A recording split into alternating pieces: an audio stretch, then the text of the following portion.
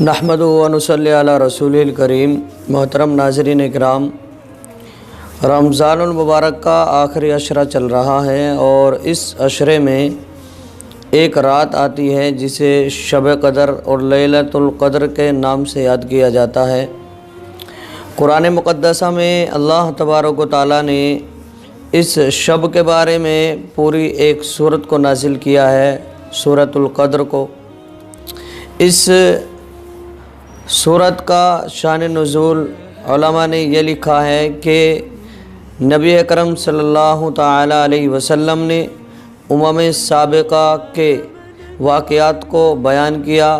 بنو اسرائیل کے واقعات کو بیان کیا، اور اس میں اس طرح کا تذکرہ فرمایا کہ بنو اسرائیل میں ایک عابد تھا، ایک زاہد اور متقی اور پرہیزگار تھا جس نے 80 سال تک اللہ کی عبادت کی ہے، پلک جھپکنے کے برابر اس نے نافرمانی نہیں کی ہے، تو صحابہ کو اس پر رشک آیا۔ یہ دوسری روایتوں میں آتا ہے کہ بنو اسرائیل کے 4 نبی، ان کا تذکرہ نبی پاک صلی اللہ علیہ وسلم نے فرمایا کیا تو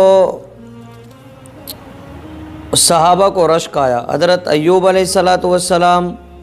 حضرت زکریا علیہ السلام، حضرت حزقیل علیہ السلام اور حضرت یوشع علیہ السلام، یہ 4 نبی ہیں جنہوں نے 80 سال تک اللہ کے راستے میں جہاد کیا، اللہ کی عبادت کی، تو صحابہ کو اس پر رشک آیا۔ ایک اور روایت ملتی ہے جس میں آیا کہ ایک مجاہد تھا جس میں اس نے اپنے بدن پر، اپنے جسم پر اسلحہ باندھے رکھا اور 80 سال تک اس کو کھولا نہیں ہے، سوتے وقت بھی وہ اسلحہ اپنے ساتھ انہوں نے باندھے رکھا۔ یہ بھی تذکرہ ہمارے اور آپ کے نبی نے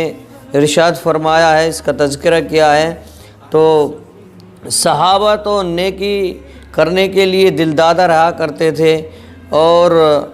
انہیں نیکیوں میں حصہ لینے کا